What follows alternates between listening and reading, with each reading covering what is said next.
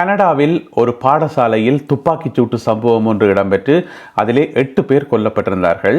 இப்போ பார்த்தீங்கன்னு சொன்னால் அந்த துப்பாக்கிச் சூட்டை நடத்தியது ஒரு பெண் என தெரிய வந்திருக்கிறது. எனவே அது குறித்து விரிவாக விளக்கமாக இந்த காணொளியில் பார்க்கலாம். யுக்ரைனுக்கு 540 மில்லியன் பவுண்ட்ஸ் தருவதாக இன்று பிரித்தானியா அறிவித்திருக்கிறது. அது குறித்த விவரங்களையும், வடகொரியா இருக்குத்தானே, வடகொரியாவினுடைய அடுத்த தலைமை பொறுப்புக்கு கிம் ஜாங் உன் அவர்களுடைய 13 வயது மகள் நியமிக்கப்பட இருப்பதாக ஒரு புலனாய்வு தகவல் ஒன்று கிடைத்திருக்கிறது. அது குறித்தும் பார்க்கலாம். இந்த செய்திகள் உட்பட மேலும் பல முக்கியமான செய்திகளும் தகவல்களும் இன்றைய உலக செய்தியில் காத்திருக்கின்றன. தமிழடியான் வேர்ல்ட் யூடியூப் சேனலுக்கு உங்கள் அனைவரையும் வருக வருகவென அன்புடன் வரவேற்கின்றேன். வாருங்கள் காணொளிக்குள் போகலாம். கனடாவில் ஒரு துப்பாக்கிச் சூட்டு சம்பவம் ஒன்று நடந்து, அதுவும் ஒரு பாடசாலைக்குள்ளே நடந்து 8 பேர் அதிலே கொல்லப்பட்டிருந்தார்கள். இந்த சம்பவம் எங்கே நடந்துன்னு சொன்னால், கனடாவில் இருக்கக்கூடிய பிரிட்டிஷ் கொலம்பியா அந்த ஒரு மாநிலத்தில் டம்ளர் ரிச் என்று சொல்லப்படுற ஒரு சிறிய கிராமம், ஒரு மலை கிராமம். அது எங்கே இருக்குன்னு சொன்னால், எக்ஸாக்டாக இப்போ டொரண்டோ இருக்குது தானே, டொரண்டோவில் இருந்து கிட்டத்தட்ட ஒரு 3000 கிலோமீட்டருக்கு அங்கால் இருக்கக்கூடிய ஒரு இடம் தான் இந்த டம்ளர் ரிச் என்று சொல்லி ஒரு மலைப்பாங்கான கிராமம். அங்கே இருக்கக்கூடிய ஒரு பாடசாலைக்குள்ளே புகுந்து துப்பாக்கிச்சூடு நடத்தப்பட்டு பாடசாலையில் 6 பேர் கொல்லப்பட்டிருந்தார்கள். மாணவர்கள் மற்றும் ஒரு ஆசிரியர் உட்பட 6 பேர். அதுக்கு பிறகு 25க்கும் அதிகமானவர்கள் காயமடைந்திருந்தார்கள். வீட்டில் பார்த்தீங்கன்னு சொன்னால், இந்த துப்பாக்கிதாரி இருக்காரு தானே, இந்த துப்பாக்கிதாரி அந்த பாடசாலைக்குள்ளே புகுந்து துப்பாக்கிச்சூடு நடத்தாக்கு முதல் வீட்டில் தன்னுடைய சொந்த தாயையும் தன்னுடைய ஸ்டெப் பிரதர் என்று சொல்லுவோம், அதாவது ஒன்று விட்ட சகோதரனையும் சுட்டு கொண்டுட்டு தான் பிறகு பாடசாலையில் போயிட்டு இந்த துப்பாக்கிச் சூட்டை நடத்தியிருந்தார். இப்போ பார்த்தீங்கன்னு சொன்னால் விசாரணைகளில் தெரிய வந்திருக்கிறது, துப்பாக்கிச் சூட்டை நடத்தியது ஒரு பெண் என்று சொல்லி, அதாவது 18 வயதுடைய ஒரு பெண். அந்த பெண்ணினுடைய பேர் ஜெஸ்ஸி வேன் ரூட்ஸ்லர் என்று சொல்லி, ஜெஸ்ஸி வேன் ரூட்ஸ்லர். அவள் தான் இந்த துப்பாக்கிச் சூட்டை நடத்தியிருக்கிறார்.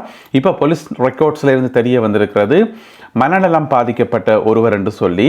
மனநலம் பாதிக்கப்பட்டதுக்காக ஏற்கனவே போலீசாரால் நடவடிக்கை எடுக்கப்பட்டது. 2-3 தடவை இவாண்ட வீட்டில் போலீசார் இவா ஒழுங்காக இருக்கிறாவா, எந்த விதமான பிரச்சனையுமே இல்லையா என்று சொல்லி பார்த்துட்டு போனதாக சொல்லப்படுகிறது கடந்த மாதங்களில். இப்போ பார்த்தீங்கன்னு சொன்னால், துப்பாக்கி எடுத்துக்கொண்டு தன்னுடைய பெத்த தாயையும், தாய்க்கு 39 வயது, பிறகு 11 வயசுடைய ஒரு தம்பியை சுட்டுட்டு பிறகு பாடசாலைக்குள்ளே பூந்து சுட்டதால் தான் அந்த ஒரு உயிரிழப்பு ஏற்பட்டிருக்கிறது. மொத்தமாக இதில் 8 பேர் உயிரிழந்திருக்கிறார்கள். பிறகு துப்பாக்கிதாரியாகிய ஜெஸ்ஸி என்ன செய்கிறான்னு சொன்னால், தனக்குத்தானே சுட்டு தன்னுடைய உயிரை மாற்றிருக்கிறார். அவள் பிறப்பால ஆனாம், பிறப்பால பெண் இல்லை, பிறப்பால ஆண். இப்போ ஒரு 6 வருஷத்துக்கு முதல் தான் பெண்ணாக மாறினார் என்று சொல்லப்படுகிறது.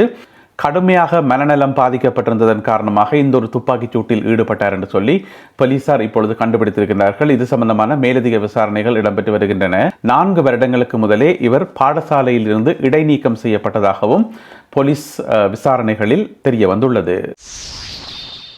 தென் கொரியாவினுடைய புலனாய்வு அமைப்பு NIS என்று சொல்றது, அதாவது நேஷனல் இன்டெலிஜென்ஸ் சர்வீஸ், அதனுடைய சுருக்கம் தான் NIS என்று சொல்றது. அப்ப தென் கொரியாவினுடைய புலனாய்வு அமைப்பண்டா அவன் பிரதானமான வேலையை வடகொரியா என்ன செய்யுதுன்னு பார்த்து கொண்டிருக்கிறதா தான் இருக்கும் கட்டாயம். ஏன்னு சொன்னா, வடகொரியாக்கும் தென் கொரியாக்கும் ஆகாது.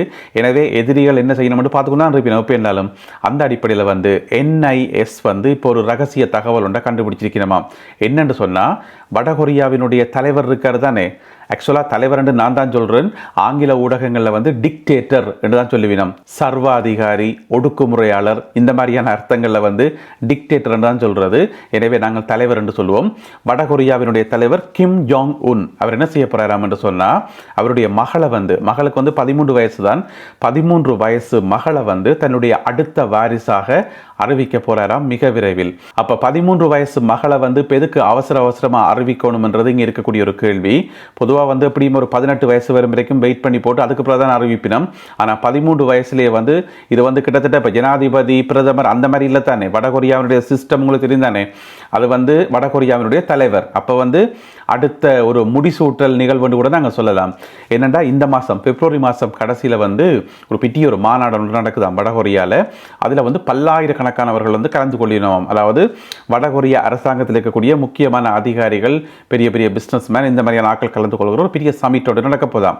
அதில் வச்சு அவர் அறிவிக்க போகிறாராம் தன்னுடைய மகள் தான் தன்னுடைய அடுத்த வாரிசு என்று சொல்லி. அவருக்கு சில பொறுப்புகளும் பகிர்ந்து கொடுக்கப்படலாம் என்று சொல்லப்படுது. என்னென்னா, இப்போ கொஞ்ச காலமாக பார்த்தீங்கன்னு சொன்னால், கிம் ஜாங் உன் வந்து எங்கே போனாலுமே அவர் பொதுவாக அங்கே போவார், எங்கேயாவது மிசைல் டெஸ்ட்டுக்கு போவார், ஏவுகணை பரிசோதனைக்கு போவார். அங்கே போகைக்குள்ளே எல்லாம் தன்னுடைய மகளை கூட்டிக் கொண்டு போகிறார். கிட்டல வந்து ஒரு நீர்மூழ்கி கப்பல் தயாரிக்கிற ஒரு ஃபேக்டரிக்கு போயிருந்தவர். அங்கே போகைக்குள்ளேயும் தன்னுடைய மகளை கூட்டிக் கொண்டு போனவர்.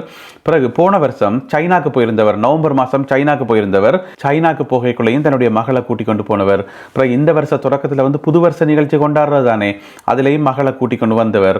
அப்போ எல்லா இடம் வந்து மகளை கூட்டிக் கொண்டு வந்து எல்லாருக்கும் அறிமுகப்படுத்துறதுக்கு காரணம் அடுத்த வாரிசாக அறிவிக்க போற என்று சொல்லி இப்ப வந்து தென்கொரியாவினுடைய புலனாய்வு அமைப்பு NIS வந்து கிட்டத்தட்ட அதை உறுதிப்படுத்தியிருக்கிறது.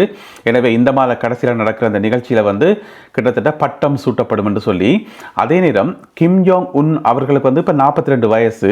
அவருக்கு வந்து சில பல வருத்தங்கள் இருக்குது, அவரால் இயலாது என்று சொல்லியும் கதைகள் இருக்குது. அதையும் நாங்கள் முழுமையாக நம்ப முடியாது. இந்த புலனாய்வு அமைப்புகள் வந்து புது புது கதைகளை கிளப்பி விடுவினோம். எனவே அப்படி சொல்லப்படுது. எனவே அதன் காரணமாகத்தான் இந்த ஒரு திடீர் பட்டம் சூட்டலா என்று சொல்லியும் ஒரு சந்தேகம் இருக்குது. எனவே நடந்த அப்புறம் தான் எங்களுக்கு தெரிய வரும். பொதுவாகவே வடகொரியாவில் எது நடந்தாலும் அது மர்மமாக தான் இருக்கும். அதுலேயும் கிம் ஜாங் உன் அவர்களுடைய குடும்பத்துக்குள்ள நடக்கிறது எல்லாமே வந்து மர்மம் தான். என்ன சொல்லுங்க பாப்போம். கிம் ஜாங் உன்னுக்கு வந்து இன்னொரு மகன் இருக்காராம், மூத்த மகன் ஒரு ஆள். அதாவது இந்த மகளுக்கு ஒரு அண்ணா இருக்கிறாராம். இதுவரைக்கும் வெளியில யாருக்குமே தெரியாது, இருக்கிறார் என்று சொல்லி தென்கொரிய புலனாய்வு அமைப்பு வந்து கண்டுபிடிச்சிருக்குது. அதே நேரம் அந்த 13 வயசு மகளுக்கு இன்னும் ஒரு சகோதரம் ஒரு ஆள் இருக்காம், இளைய சகோதரம். அந்த இளைய சகோதரம் இருக்குன்னு தான் தெரியுமே தவிர அது ஆம்பளை பிள்ளையா பொம்பளை பிள்ளையாண்டு கூட இதுவரைக்கும் உலகத்துக்கு தெரியாண்டு சொல்லி சொல்லப்படுகிறது. இப்படியான பல மர்மங்கள் நிறைந்ததான் கிம் ஜாங் உன் அவர்களுடைய அந்த குடும்பம். எனவே இந்த மாத கடைசியில மகள் பட்டம் சூட்டப்பட இருப்பதாக சொல்லப்படுகிறது. பொறுத்திருந்து பார்ப்போம். யுக்ரைனுக்கு பெருந்தொகை ஆயுத உதவியை அறிவித்திருக்கிறது பிரித்தானியா. இன்றைக்கு பிரித்தானிய பாதுகாப்பு அமைச்சு வெளியிட்டுள்ள இந்த அறிக்கையில் வந்து சொல்லப்பட்டிருக்கிறது 540 மில்லியன் பவுண்ட்ஸ், கொஞ்ச நெஞ்சம் இல்லை, 540 மில்லியன் பவுண்ட்ஸ் பெறுமதியான ஆயுதங்கள் வழங்குறேன்னு சொல்லி. அதாவது இது வந்து 2 பிரிவாக பிரிக்கப்படும். இதில் வந்து 150 மில்லியன் வந்து அமெரிக்காவுக்கு வழங்கப்படும். எதுக்கு அமெரிக்காவுக்குன்னு கேட்டிங்கன்னு சொன்னால், அமெரிக்காட்டிலிருந்து ஆயுதங்களை வாங்கி அதை யுக்ரைனுக்கு கொடுக்கறதுக்கு. அதாவது இந்த இன்டர்செப்டர் என்று சொல்லுவோம் தானே, அந்த ஏவுகணைகளை வந்து வழிமறிக்கிறது. அப்படிப்பட்ட ஏவுகணைகளை வந்து அமெரிக்காவிலிருந்து வாங்கி 150 மில்லியன் அங்கே கொடுத்து பிறகு அதை யுக்ரைனுக்கு கொடுக்குறேன்னு சொல்லி UK முடிவெடுத்திருக்குது. அப்போ எங்களுக்கு ஒரு கேள்வி ஒன்று வரும், ஏன் அதை அமெரிக்கா கொடுக்க வேண்டியானே ஃப்ரீயா? அமெரிக்கா தான் நேட்டோவில் இருக்குதுன்னு சொன்னால் அதுதான் பிரச்சனை. டொனால்ட் ட்ரம்ப் வந்த அப்புறம் என்ன சொல்லி போட்டார், இனிமேலும் அமெரிக்கா இலவசமாக ஆயுதங்கள் தராது. ஜோ பைடன் பார்த்ததெல்லாம் வந்து தேவையில்லாத வேலை, அவர் நிறைய ஆயுதங்களை வந்து அள்ளி அள்ளி கொடுத்துட்டார், அதால் அமெரிக்காவுக்கு சரியான நட்டம், நான் வந்து அப்படி ஃப்ரீயாலாம் தர மாட்டேன், ஆயுதங்கள் தரத்துக்கு நான் தயாராக தான் இருக்கிறேன், ஆனால் காசை வைங்க, முதல்ல காசை வை, அதாவது பணத்தை வை, பொருளை எடுன்னு சொல்கிறது தானே, அதே மாதிரி காசை கொண்டு வச்சு போட்டு நீங்கள் தேவையான ஆயுதங்களை கொண்டு போங்கன்னு சொல்லி ட்ரம்ப் சொல்லி போட்டார். அதாவது இப்போ ஐரோப்பிய நாடுகள் தான் பெரிய பிரச்சனை. யுக்ரைனுக்கு ஒரு பிரச்சனையுமே இல்லை, செலன்ஸ்கிக்கு வந்து ஒரு பிரச்சனையுமே இல்லை. ஒவ்வொரு ஐரோப்பிய நாடுகளுக்கும் போய் கொண்டு வான்னு கேட்டபடி. அப்போ பிரித்தானியா தான் இங்கே முக்கியமான நாடு ஐரோப்பாவில். எனவே பிரித்தானியா தான் தண்டை தலையில் தூக்கி போட்டு காசுகள் அள்ளி அள்ளி கொடுக்கணும். அதால் இப்போ 150 மில்லியன் பவுண்ட்ஸை வந்து அமெரிக்காட்ட கொடுத்து, எல்லாம் எங்கட காசு தான், நாங்கள் கட்டுற டேக்ஸ் தான். எனவே 150 மில்லியன் பவுண்ட்ஸை தூக்கி அமெரிக்காவுக்கு கொடுத்துட்டு அந்த இன்டர்செப்டர் ஏவுகணைகளை வாங்கி யுக்ரைனுக்கு கொடுக்க போது பிரித்தானியா. இது முதலாவது. மிச்சம் 390 மில்லியன் பவுண்ட்ஸ் இருக்கு தானே 540 மில்லியன்ல, அந்த 390 மில்லியன் பவுண்ட்ஸுக்கு வந்து காசா கொடுக்காமல் 1000 இலகு ரக ஏவுகணைகள் கொடுக்க போயினமாம். இங்க பெல்ஃபாஸ்ட்ல வந்து பெரிய ஃபேக்டரி இருக்கு தானே, அங்க தயாரிக்கப்படுற LMM என்று சொல்லப்படுற இலகு ரக ஏவுகணைகள், தமிழில் சொன்னால் இலகு ரக ஏவுகணைகள், அதில் வந்து 1000 ஏவுகணைகள் கொடுக்க போயினமாம். 390 மில்லியன் பவுண்ட்ஸ் பெறுமதியானது. அதோடு சேர்த்து வேறு சில ஆயுதங்கள் கொடுப்பினம் போல இருக்கு. எனவே இப்படியான ஒரு பெரிய தொகையை பிரித்தானியா அறிவித்திருக்கிறது. இன்றைக்கு இந்த ரஷ்யாவுக்கும் யுக்ரைனுக்கும் இடையில வந்து சண்டை ஆரம்பிச்சதோ அண்டையோட ஐரோப்பிய நாடுகளோட நிம்மதி போச்சுது.